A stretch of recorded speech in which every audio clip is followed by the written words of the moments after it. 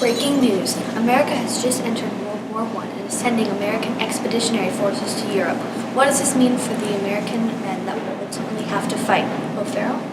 The American public is surely behind these decisions after the events of the Lusitania where 128 Americans were killed and were sunk by the Germans. Margaret B. has the latest update on this story on the streets of America. Although there is growing public support on this because Americans want to spread their progressive values around the world, establishing American dominance, there is a very divided public opinion about American interference. Margaret? Thank you, Edward. I'm here on the streets of Chicago, talking to Americans about whether or not they think we should join the war against Germany. What do you think about the singing of the Lusitania? Well, I don't know what I expected from those Germans. They've always been no good nitwats, and now over 100 Americans are dead. We need to put them back in their places. I hate them Germans. So, what do you And let me tell you something else. The whole world is in chaos right now. This whole time, the world has been uncivilized, no democracy or nothing. America didn't get involved, and now look where it's gotten us. So, do you think... And America can't stay out of this no more. We have to make everything as civilized as America and make sure no one will mess with America ever again. We have to join the war, darn it. Great, thank you. Now I'm here with Betty Crocker, forgive me, an old lady. Recently... What'd you say? Speak louder. Recently, Germany sank the Lusitania, killing 1,200 people, 128 of which were Americans. Do you think America should join the war and fight against Germany? Well, to be honest, I don't think America should join the war. I am very sad that America died like that. It was a tragic event. But we should not get in the war, like my great-great-great-uncle twice removed, George Washington once said, we should not get tangled up in these affairs.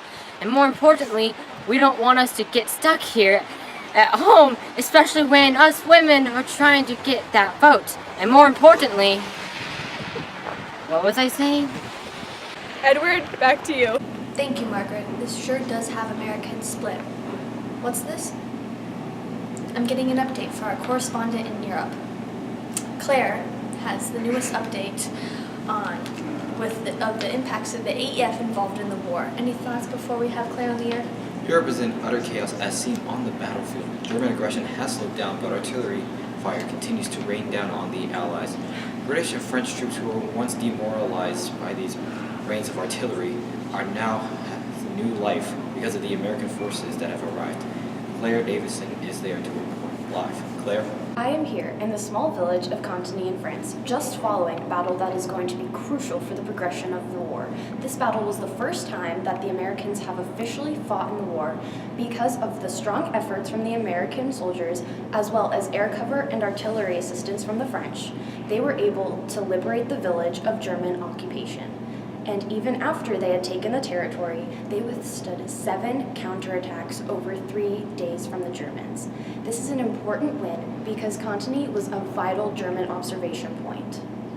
Thank you, Claire. Clearly, the American expeditionary forces have had a huge influence on the outcome of the war in Europe. It would have lasted a lot longer if America did not get involved, because the French and British have been fighting for already 4 years, and they have been getting pretty desperate.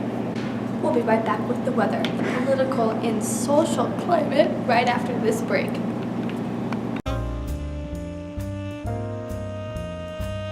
Men between the ages of 21 and 30, we need you to register for the American Expeditionary Forces. The flyer says people are paying to go to France when you could go for free.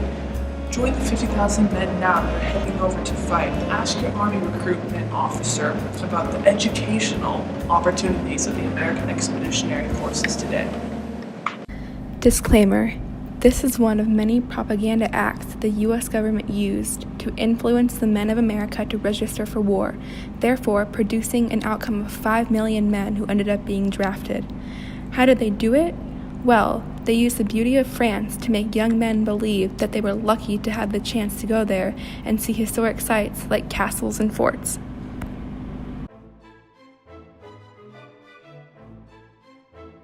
In April of 1917, America declared war on Germany, but there were very few people in the army, so the AEF was created, and drafted troops were eventually sent over to aid the French and British.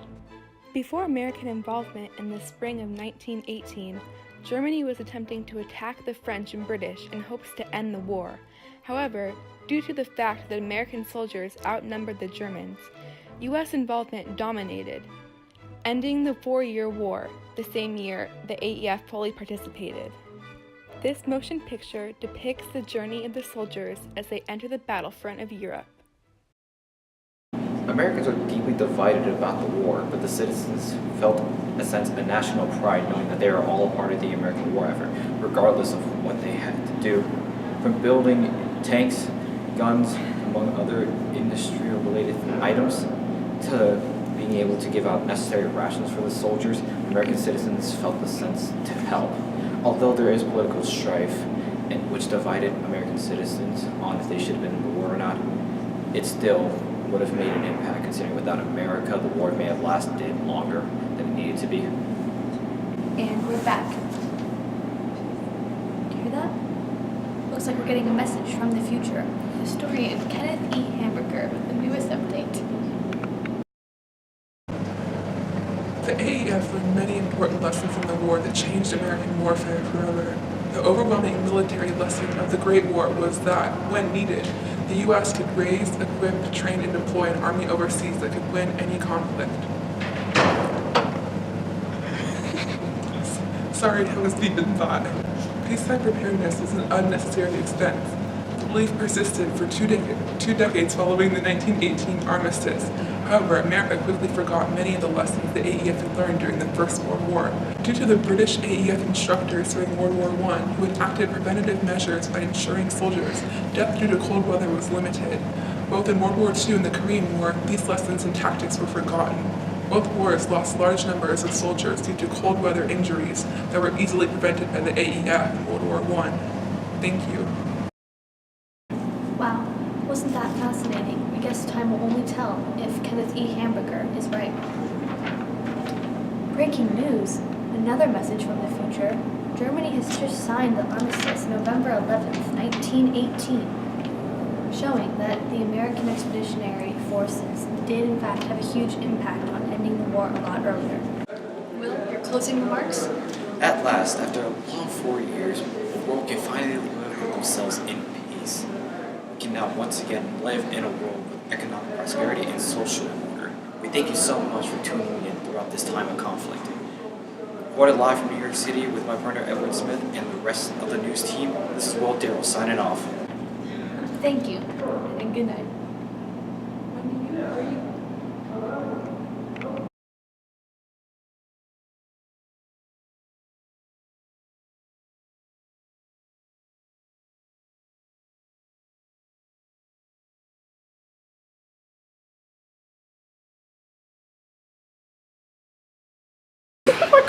My great second uncle twice removed, George Washington, said that America should have killed. Oh my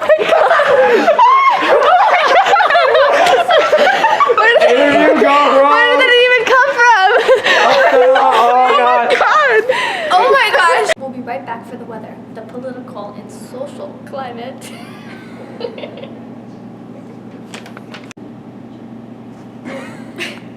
We'll be right back with the weather, political and social climate.